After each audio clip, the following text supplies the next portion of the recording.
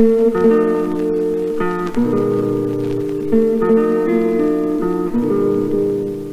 is a story of people waiting for their time to come. It is the story of the Hatikva Quarter, a distressed neighborhood of 20,000 located in the heart of Tel Aviv, yet worlds apart.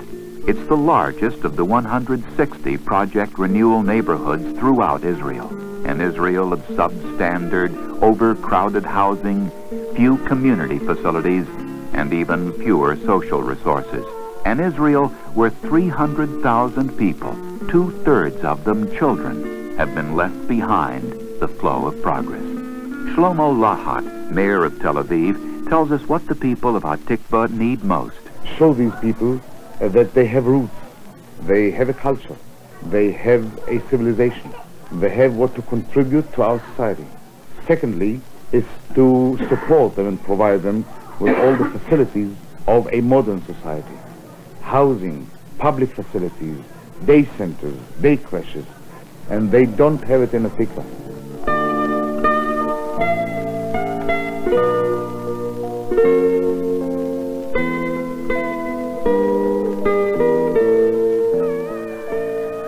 Despite their frustrations, the people are proud of their community and want to make it work. And to show them they are not forgotten, Yitzichak Navon, Israel's first Sephardic president, has come to Hatikva. President Navon will spend 3 full days with the people of Hatikva, with many of whom he shares a cultural heritage. He has davened with them, been invited to meals, even slept in one of their homes, and listened to their problems. They want only what parents the world over want for their children: a good neighborhood, clean and safe, decent houses with enough room for the children to sleep, study, and grow, good schools, parks and playgrounds, community centers where the children can learn of their heritage and feel pride in their roots. Here at a daycare center, a start has been made. A program of reading enrichment has been developed for 5- and 6-year-olds, most of whom come from homes where their parents are too busy or even unable to read. A successful program, and one enjoyed by the youngsters. Limited funds have prevented it from reaching more than a fraction of Hatikva's children. A daily lesson at the center also affords the children a chance to learn something of their own heritage and tradition, be they from Yemen, Iraq, North Africa, or Turkey. But here again, too few youngsters are reached.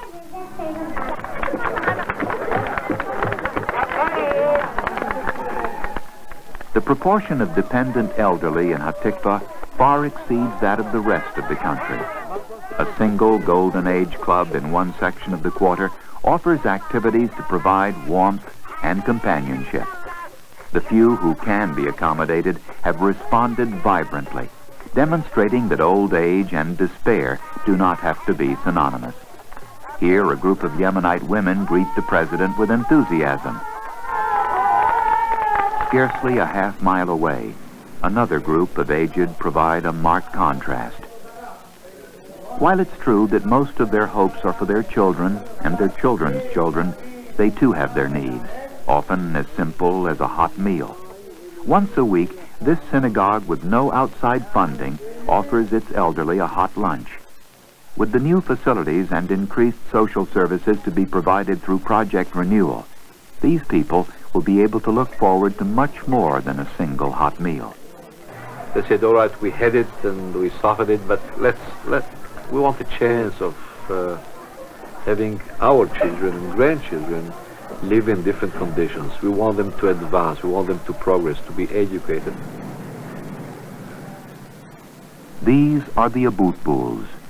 Shoshana and Yaakov live together with their 19-month-old son Yanif in a painfully cramped room with rusty plumbing and a leaking ceiling. President Navon and Mayor Lahat visited them and listened to their problems. It's very hard to live here. In the winter, the walls are wet with dampness. The baby was in the hospital with bronchitis because of the dampness and the terrible cold. When the rain came, pieces of plaster started falling from the ceiling. And it's dangerous. A piece of plaster could fall on the baby in the middle of the night. Because of that, Yaniv has slept with us in our bed for the past 6 months. We don't have money to rent another apartment. At least in Hatikva, the rents are cheaper than anywhere else. But I'm not willing to live like this. We should have proper schools.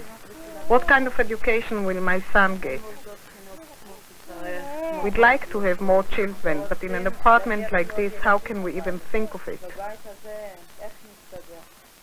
The President and Mayor Lahat are aware that the plight of the Abutbuls is repeated hundreds of times over in Hatikva alone. Sure, the problem is very simple. They just don't have a place where to live. And this is a crucial problem which prevails in Tel Aviv, Jaffa. And it's a terrible problem that if we are not going to solve it, I am afraid that peace will be practically disabandoned and not appreciated, because this crucial problem will expose the whole Israeli society. The fact that young people can't get married because they just simply don't have where to stay.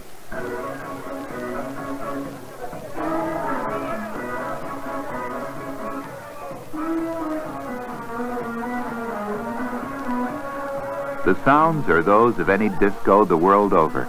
The difference is that this one is located some 12 feet beneath the ground in an unused bomb shelter. This youth club has a dance floor, meeting room, and cafeteria managed by the youths themselves.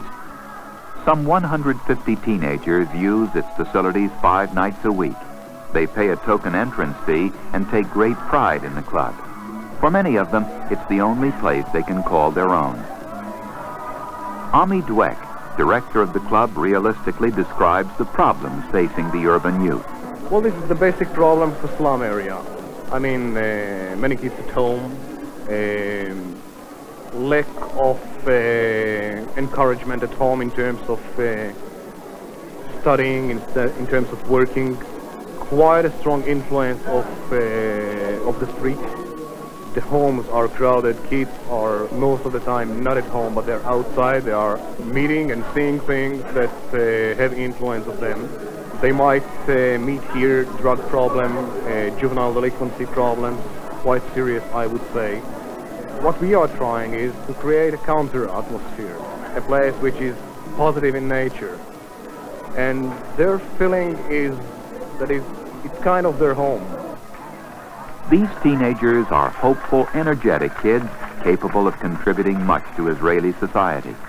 They don't expect an instant solution, but they themselves are anxious to work for it.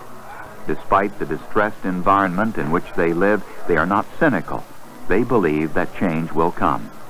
Their greeting of Navon is genuine and excited. But underneath it all is a sense that time is short before their optimism is replaced by cynicism.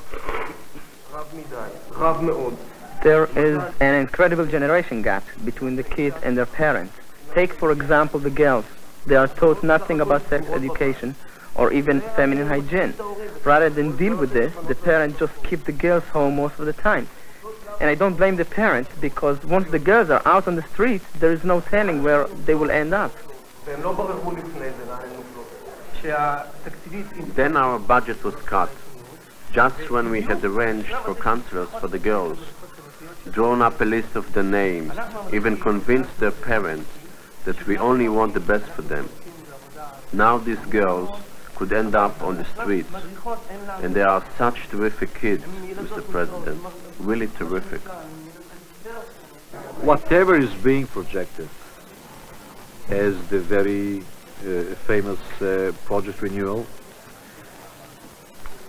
which I think is can be an historic leap forward towards solution of these problems, but to give it a better rhythm, a quicker rhythm, because what's lacking is some hope, and if you don't start achieving things, then people might lose that hope, and that could lead to another frustration with undesirable results.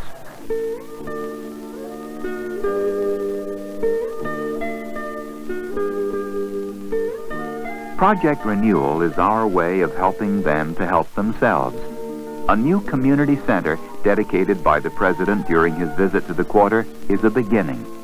Soon, a whole new neighborhood will take shape in Hatikva within the confines of the old. For years, the people of Hatikva have waited patiently, but each time that there seemed to be a chance for a better life, something intervened. A war, another war, more immigration, inflation, always something else, and never enough coming from us. But now they find themselves hoping that the promise of peace also holds a promise for them, an end to their waiting.